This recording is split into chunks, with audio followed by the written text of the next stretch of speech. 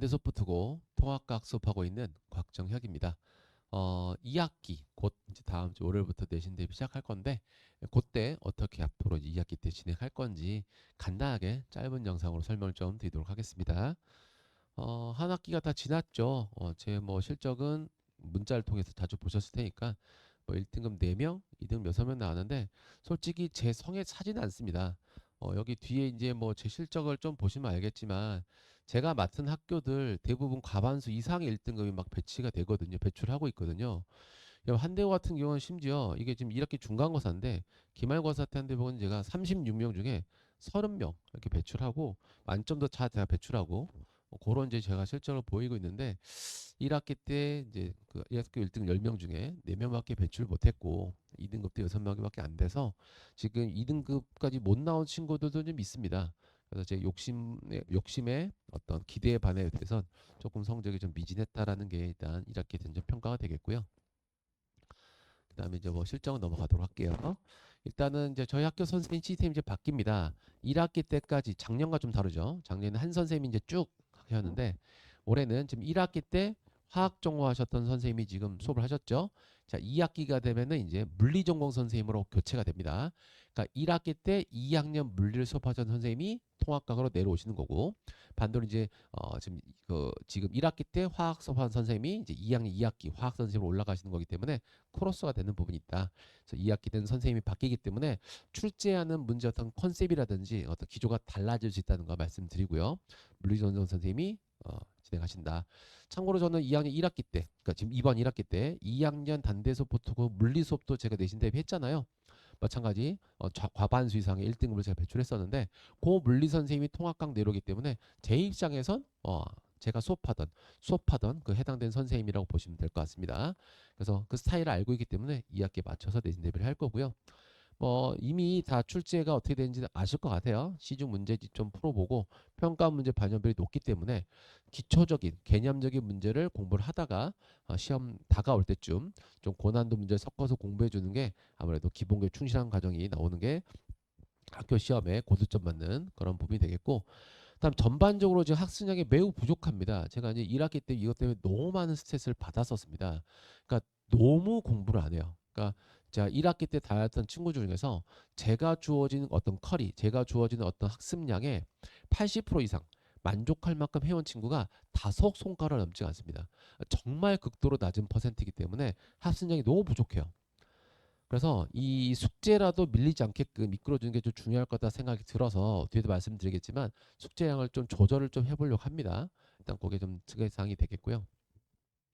네, 등급은 어찌 이제 뭐 1학기 중간고사 이번 1학기 거 등급 컷은 뭐 이랬던 거고 작년 같은 경우에 작년 2학기 등급 컷이 1등급이 93 언저리 두 번의 시험이 유지가 됐었고 2등급도 비슷하게 80대 중반이었기 때문에 1학기보다 살짝 비슷하거나 올라가는 그런 성향인데 이건 이제 2학기 때 선생님이 교체되기 때문에 참고만 하시라고 제가 보여드린 거고요.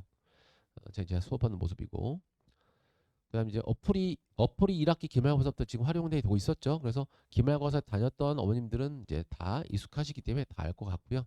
혹시라도 처음 보시는 어머님들은 이제 어플 가입하시게 되면은 다양한 학생 관리를 경험해 보실 수가 있다.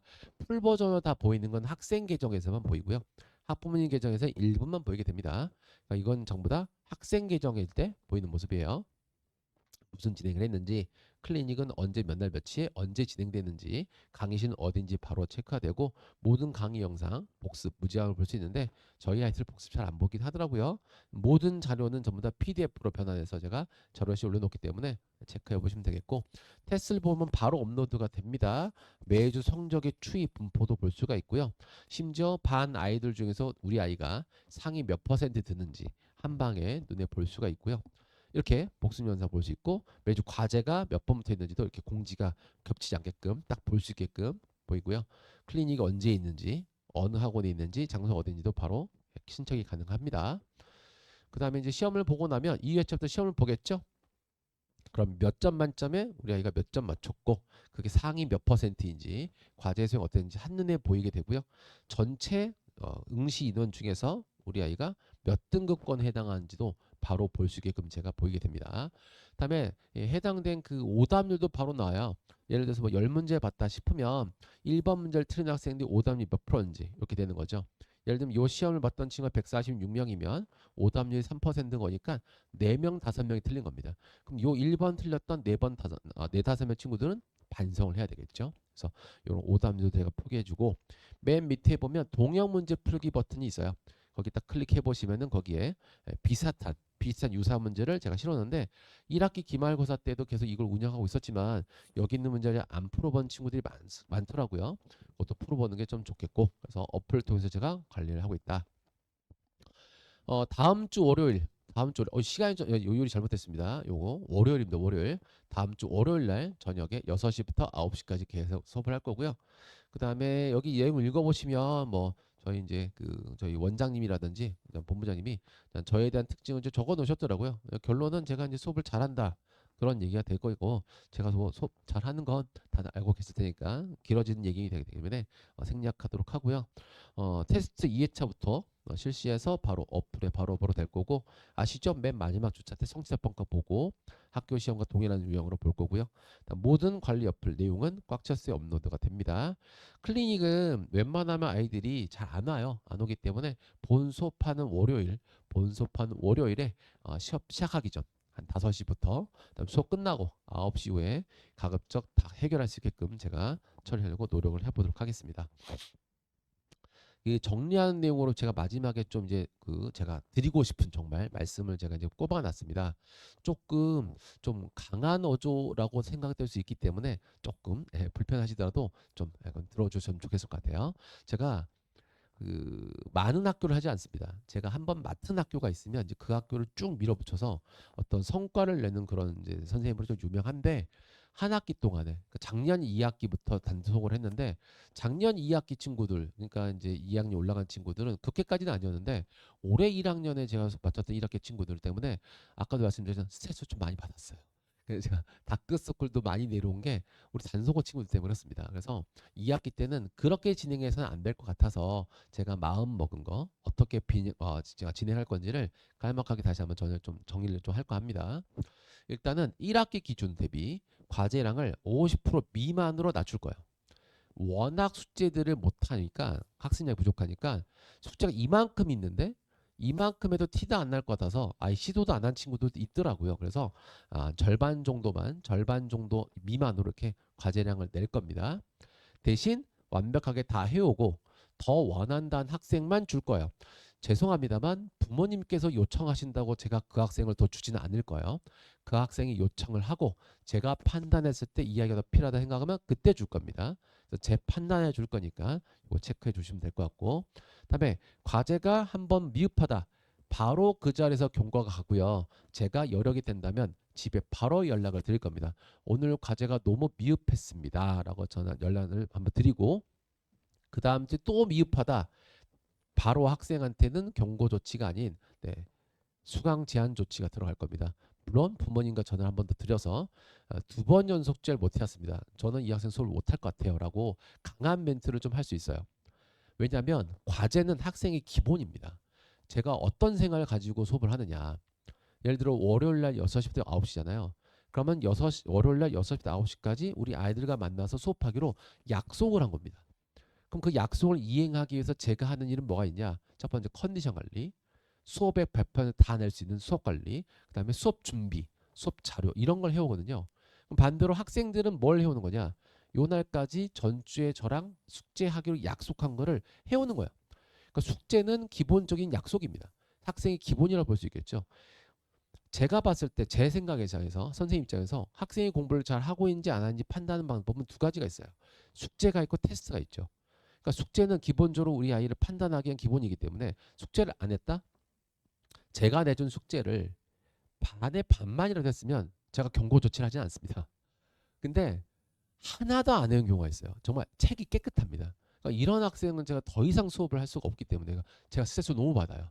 안 한 학생을 제가 모른 척할 수 있는 성격이 아니기 때문에 그런 친구는 바로 경고가 되고 좀 강하지만 수강 제한 조치가 될 수 있다. 다음 세 번째도 강조드리고 싶은 게 학교 프린트 정도만 내용 알면 시험이 쉬우니까 어려운 거 안 해도 돼요라고 말하는 학생들이 있다고 제가 들었어요. 너무 충격적이에요. 왠지 아십니까? 그렇게 말하는 학생 치고 1등급을 본 적이 없습니다. 그냥 얕게만 공부하고 싶은 학생의 심리인 건 이해하겠습니다만 학교에 1등급 나온 친구들 보면 다 제대로 공부하고 있어요. 그러니까 공부를 하지 않겠다는 핑계입니다. 예. 그래서 싫다는 말이기 때문에 이런 멘트를 하는 학생이 있으면 저는 과감하게 마찬가지로 수강 제한 조치를 할 거예요. 그래서 오늘 방금 전에도 이 영상을 찍고 있는 수업이 이제 여름학기 통합학 수업 마지막 수업이었거든요. 단속어 친구들 수업하고 갔어요. 그 친구들한테 얘기했습니다. 2학기 왔어. 학교에서 어렵걸 안 한다 하더라도 나는 제대로 공부를 시킬 거기 때문에 뭐 학교 프린트 수준만 알면 된다. 그런 멘트를 하는 순간 내 손 못 듣는다. 그래서 이런 말을 듣게 할 거예요. 그곳에 가면 곽티 수업에 가면 제대로 공부를 한다. 라는 말을 듣게끔 제가 운영을 할 겁니다. 그래서 학생 인원수는 상관이 없어요. 무조건 소수 정예로 가도 상관없습니다. 뭐 2명, 3명이 상관없어요. 무조건 저한테 수업 들으면 제대로 공부를 한다. 라고 각오가 안 된 친구들만 제가 데리고 수업을 할 겁니다. 그래서 2학기부터는 1학기와 운영 방식이 좀 다르다는 걸 말씀드리고 싶어서 좀 제가 강한 어조로 말씀을 드렸고요. 얼르고 달래고를 다 하긴 할 거예요. 근데 기본적으로 공부를 아예 하지 않으면 뭐 할 수 있는 게 없습니다. 그래서 부모님들도 지금 많은 스트레스 받고 계신 걸 알고 있어요. 제가 최대한 학원에서 제가 커버할 수만큼 제가 처대하겠습니다만 그래도 너무 하지 않는 경우는 제가 어쩔 수 없어서 강한 어조를 썼다는 거 말씀을 드리고 일단 보내주시면 어떻게든 제가 최대한 만들어서 성적이 나올 수 있게끔 해보도록 하겠습니다. 혹시 더 궁금한 점 있으시면요. 네, 연락처로 문자 주시면 상담 전화 드리도록 하겠습니다. 여기까지 하겠습니다. 감사합니다.